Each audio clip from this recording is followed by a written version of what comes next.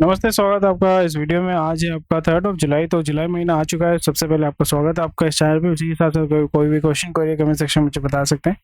और सबसे पहले शुरू करने से पहले इस वीडियो को लाइक कर दीजिए, अगर आप नए हैं तो सब्सक्राइब कर दीजिए। अगर आप इस चैनल को फाइनेंशियल सपोर्ट करना चाहते हैं तो ज्वाइन भी कर सकते हैं, इस चैनल को आप मेंबरशिप ले सकते हैं।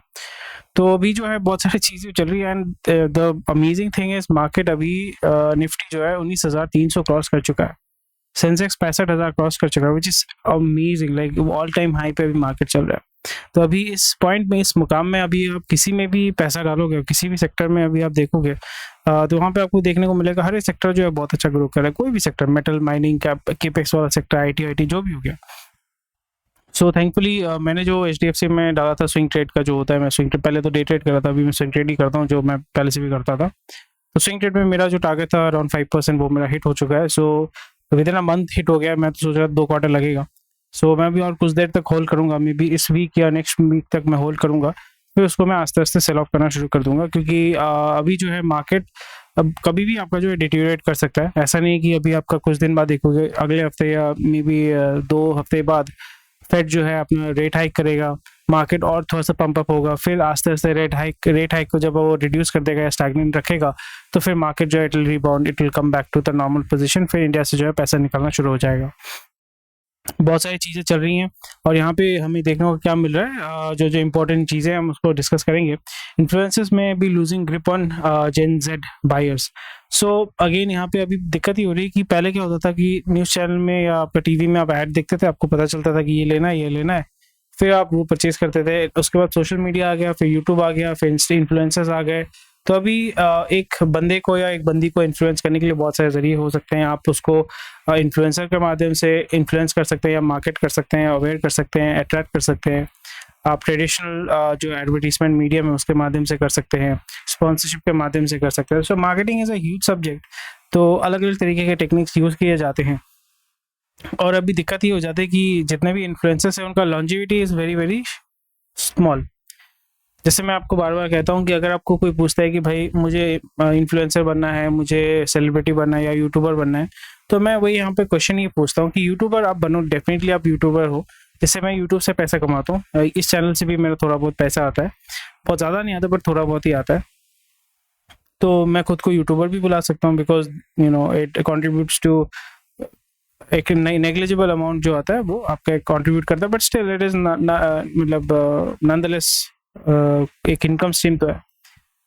सो जब भी आपको ये क्वेश्चन आपको लगेगा कि मैं यूट्यूबर बनना चाहता हूँ, तो यहाँ पे मैं आपको क्वेश्चन पूछूंगा, या आपको अगर कोई बोलता है तो आप क्वेश्चन पूछिएगा, स्पेशली एंटरटेनमेंट सेगमेंट में, कि 4 साल पहले तक कौन सा यूट्यूबर था जिसका वीडियो तू देखता था, जिसको देख के तुझे मजा आता था।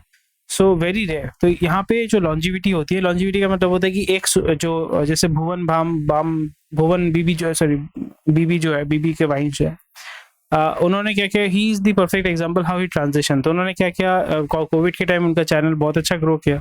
फिर उसके बाद उन्होंने अपना एक वेब सीरीज बनाया जिसका स्पॉन्सर उन्होंने खुद ही किया था, and he was working with different different marketing companies to promote his channel.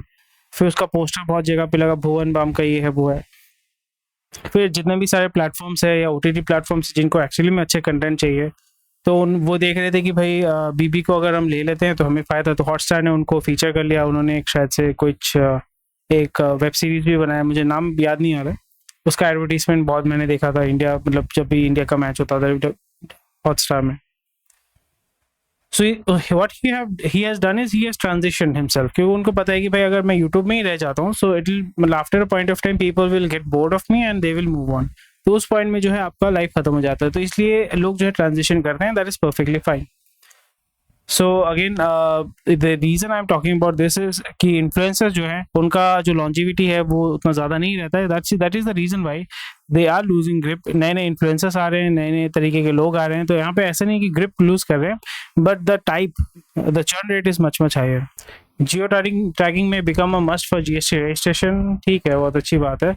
Local handset makers reentry में बी अ लॉन्ग हॉल, वो तो सही है। India set to be number 1 wearable market in 2023, बहुत अच्छी बात है, क्योंकि यहाँ पे इतना पॉपुलेशन है।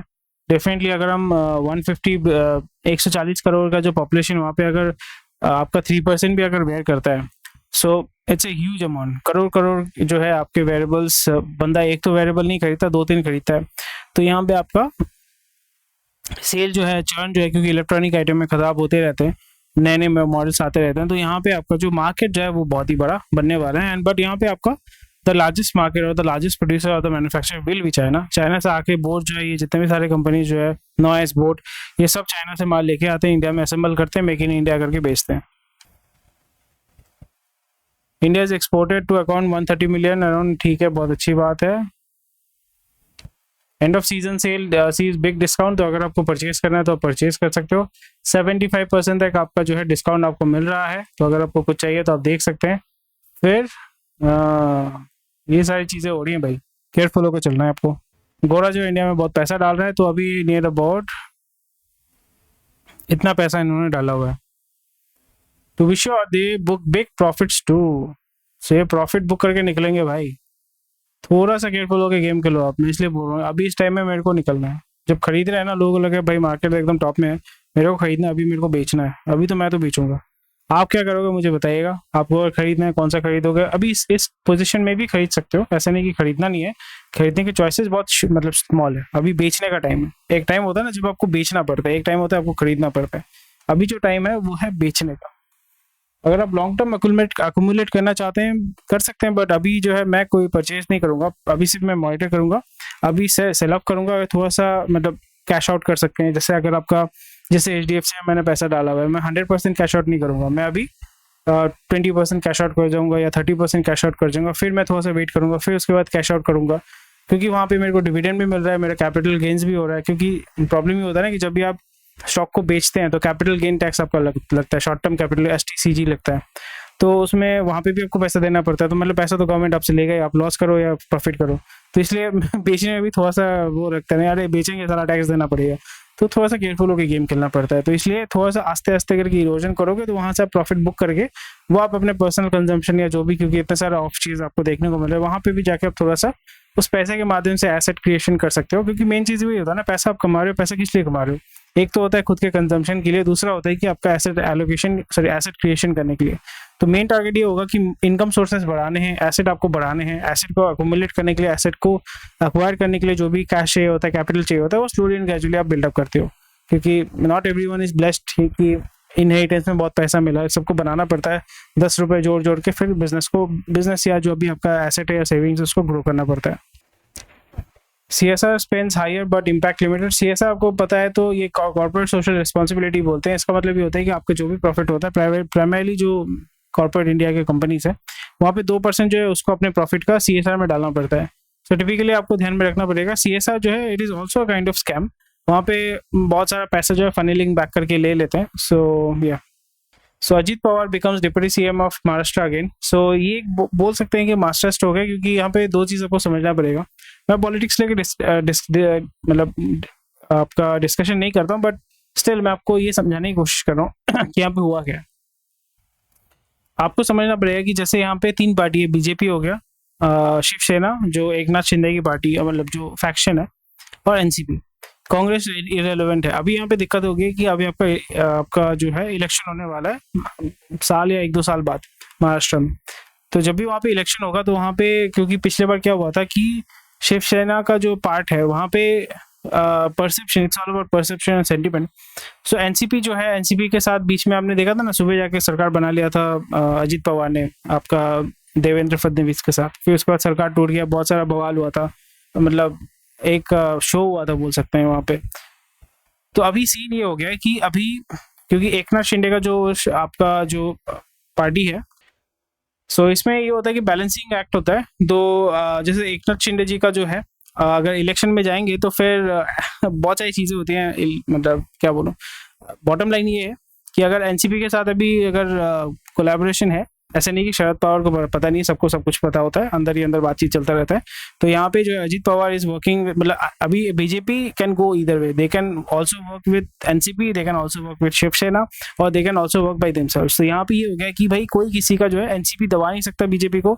जो एकनाथ शिंदे जी का जो फैक्शन है वो भी जो बीजेपी को दबा नहीं सकता, तो बीजेपी के पास वो बेनिफिट हो जाता है, तो बेनिफिट के लिए अभी बनाया गया, नहीं तो लास्ट मोमेंट में डिप्टी सीएम क्यों बनाएगा। तो ये सारी चीज़ें होती हैं, और ये जब पॉलिटिक्स जब आप समझेंगे तो फिर आपके लिए काम करना ईजी हो जाएगा। मैं आइडियोलॉजी की बात नहीं कर रहा, मैं पॉलिटिक्स की बात कर रहा हूँ। आइडियोलॉजी अपनी जगह पे, आइडियोलॉजी के मामले में तो भाई मतलब they should not be talking to each other, but फिर भी एक दूसरे के साथ काम कर रहे हैं। पॉलिटिक्स में काम करना पड़ता है, क्योंकि यहाँ पे आपको सर्वाइव करना है, ऑल्सो पैसा भी कमाना है। डिस्क्लोजर नॉर्म्स, एफपीआई में get 3 months to cut exposure.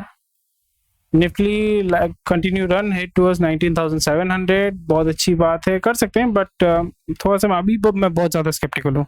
Funds go slow in H1, startup investment C trend, यहाँ पे पैसा जो है वो नहीं मिल रहा है। So people are actually, investors are looking for stable businesses. They are not looking to take risk. General insurers face tough choice on pushing growth and sustaining margin. So ठीक है, मार्जिन आपका मे बी थोड़ा सा कम होगा, क्योंकि आपका जो पे आउट होता है मे बी ज़्यादा हो रहा है। थोड़ा सा केयरफुल होकर गेम खेलना है, but insurance is a growing segment. ज़्यादा एक्चुअली न्यूज़ है नहीं यहाँ पे, तो जो भी इंपॉर्टेंट न्यूज़ है मैं आपके लिए कवर, एटलीस्ट मेरे पॉइंट ऑफ व्यू से जो भी देख रहे हैं मैं बता रहा हूँ, क्योंकि मोरलेस सबको यही बोल रहे हैं कि न्यूज़पेपर का सेगमेंट ये होता है ना कि भाई यहाँ पे जैसे कोई भी मार्केट जैसे भी पॉजिटिव में है, सब लोग ताली मारेंगे, अरे बहुत बढ़िया बहुत बढ़िया। तो यहाँ पे क्या होता है, जो जनरल पब्लिक है उसको लगता है कि बहुत बढ़िया बढ़िया, पैसा डालता है, और पैसा फिर जो बड़े प्लेयर है वो निकालना शुरू कर देते हैं, फिर वो कंगाल हो जाता है, बोलता है क्या हो गया क्या हो गया। सो आपको न्यूज़पेपर के व्यूज़ को समझना है और फिर अपना व्यू तैयार करना है, ऐसा नहीं कि न्यूज़पेपर का व्यू आपका व्यू होगा। This stocks can gain over 20%। तो कौन कौन से बैंक्स यहाँ पे दिए हैं, क्या क्या दिया है देखते हैं। एक तो है यहाँ पे आपको फार्मा, ऑटो, इंश्योरेंस, बैंकिंग, उसमें से क्या क्या देखने को मिला देखते हैं। मोतीलाल ओसवाल बोल रहा है एसबीआई, स्टार हेल्थ, ये तो इंश्योरेंस है, बहुत अच्छी बात है। Gillette, I have no idea. Polycab ठीक है। जोमेटो तो मतलब जोमेटो जो बहुत ही वोलेटाइल है, तो लोग यहाँ पे पैसा बनाने के लिए आएंगे, so not at all a long term stuff.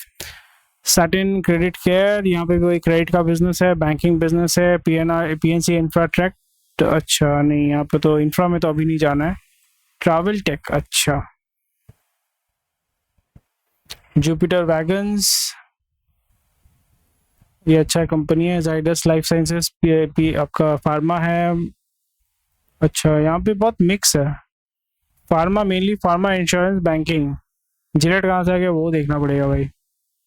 Anyway, thank you for watching this video. कोई भी क्वेश्चन कोई कमेंट सेक्शन बता सकते हैं। ज़्यादा कुछ न्यूज़ नहीं है, न्यूज़ होता तो मैं लंबा खींचता उसको समझाने की कोशिश करता, बट एक्चुअली में कोई न्यूज़ है ही नहीं यहाँ पे। सो मोरलेस वही चीज़ है कि अभी मार्केट जो है बोल रहे हैं कि भाई बहुत बढ़िया, कैसे क्या हो रहा है नहीं हो रहा है, कहाँ पे किसको देखना है नहीं देखना है, तो ये सारा चीज़ आप रीड करो समझो, बट मेरे पॉइंट ऑफ व्यू से ज़्यादा कुछ है नहीं यहाँ पे। अभी जो है थोड़ा सा देखना पड़ेगा कि कौन कौन से सेगमेंट में थोड़ा सा केयरफुल होकर चलना पड़ेगा। अभी बेचना है, अभी सिर्फ बेचना है, थोड़ा सा टेक्निकल एनालिसिस करके बेचना है, and that's it. Anyway, thank you for watching this video. Hopefully आपको ये वीडियो अच्छा लगा होगा। टेक केयर, बाय बाय, जय Hind, and I will see you tomorrow.